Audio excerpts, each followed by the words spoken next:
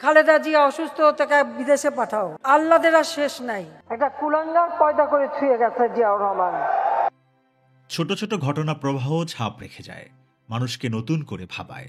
এটা তো বলা যায় বাংলাদেশে একজন শেখ হাসিনা ছিলেন, প্রতিপত্তি এবং ক্ষমতা প্রয়োগে যিনি ছিলেন দ্বিধাহীন।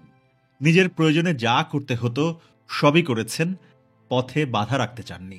নিজে যেমন দুর্নীতির সাগরে নিমজ্জিত হয়েছিলেন, দলীয় বাহিনীকে যা করতে মন চায় তার লাইসেন্স দিয়ে রেখেছিলেন।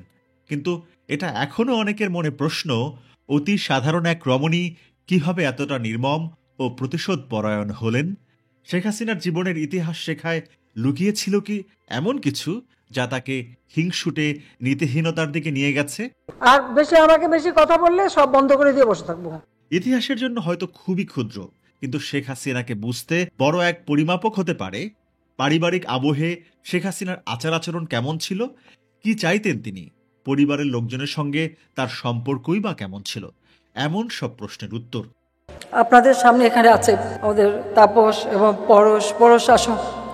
একান্ত শেখ হাসিনাকে পাওয়া যায় শেখ মুজিবুর রহমানের ফুফাতো ভাই মমিনুল হক খোকার অন্তরাগে স্মৃতি সমুজ্জ্বল বইতে, যেখানে শেখ পরিবারের সকলের কথাই আছে পারিবারিক আবহে। 1975 সালের শেখ মুজিবের হত্যার পরের ঘটনা। ততদিনে শেখ হাসিনা তার স্বামী ওয়াজেদ মিয়া ও বোন শেখ রেহানাকে নিয়ে থাকেন দিল্লিতে, ভারত সরকারের দয়া দাক্ষিণ্যে। শেখ মুজিবের ফুফাতো ভাই মমিনুল হক খোকা তখন থাকেন লন্ডনে। তখন শেখ হাসিনাদের একমাত্র অভিভাবক ছিলেন তিনি। লন্ডন থেকে গিয়েছিলেন দিল্লিতে শেখ হাসিনাদের সঙ্গে দেখা করতে। খোকার বইতে রয়েছে, দিল্লিতে হাসিনাদের বাসায় কয়েকদিন ছিলাম। আমি এবং ওয়াজেদ এক কামরায় থাকতাম। দিল্লি ত্যাগের সময় হাসিনা আমাকে বলল, কাকা আপনি শীঘ্রই আবার আসবেন, এবার আপনি আমার জন্য একটা ঘড়ি ও সুটকেস নিয়ে আসবেন। কিন্তু এভাবে দিল্লি লন্ডন যাতায়াতের আর্থিক তাৎপর্যের বিষয়টি ওরা বিবেচনা এনেছিল কি? সে প্রশ্নের জবাব তখনও পাননি মমিনুল হক খোকা। ভারত থেকে লন্ডনে যেতে না যেতেই আবারও শেখ হাসিনা চিঠি লিখলেন খোকাকে, তাকে দিল্লিতে যেতে হবে। হাসিনার ফরমায়েশ মতো সুটকেসও কিনে নিলেন। এছাড়া কাপড় চোপড় ও আরও কিছু টুকিটাকির সাথে এয়ারপোর্ট থেকে হাসিনার জন্য একটা ঘড়িও কেনা হলো। এত কষ্টের টাকা কেনা ঘড়িটা পেয়ে খুশি হলো না হাসিনা, তবে সুটকেসটা তার মনের মতো হয়েছিল। হঠাৎ ওয়াজেদ মিয়া এসে বালক সুলভ চপলতায় বলেছিলেন, কাকা এই সুটকেসটা আমি নেব, এটা আমার। মহা বিপদে পড়ে গেলেন খোকা। অজেদ মিয়াকে বোঝানোর জন্য বললেন, এটা তো আমি হাসিনার জন্য এনেছিলাম, ঠিক আছে তোমাকে আরেকটা এনে দেব। এটা বললেন বটে, তবে খোকার মনে হতে থাকলো ওয়াজেদের ব্যবহার সুখপ্রদ নয়।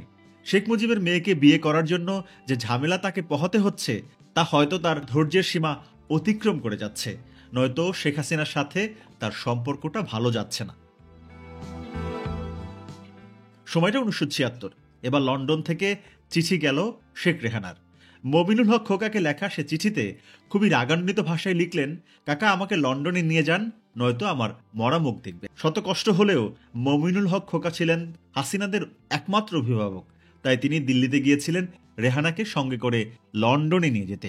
কিন্তু দিল্লিতে গিয়ে তিনি যা দেখলেন তাতে অবাকই হলেন। শেখ রেহানার মন খারাপ, শেখ হাসিনাও বিচলিত। মমিনুল হক যদিও দুই বোনের ঝগড়ার বিষয়টি লেখেননি, তবে খুব সহজেই বোঝা যায় ভারতে দুই বোনের মধ্যে তুমুল ঝগড়া হয়েছিল, আর তাতেই রেহানা হাসিনাকে রেখে লন্ডনে চলে যেতে চেয়েছিল। পরবর্তীতে গিয়েছিলেনও। লন্ডনে শেখ রেহানার বিয়ে হয়েছিল, যেখানে শেখ হাসিনা উপস্থিত থাকেনি। এমন আরও অসংখ্য ছোট ছোট ঘটনা আছে যা আসলে গল্পের মতো শোনালেও এখন তা ইতিহাসের বড় উপাদান হয়ে আছে।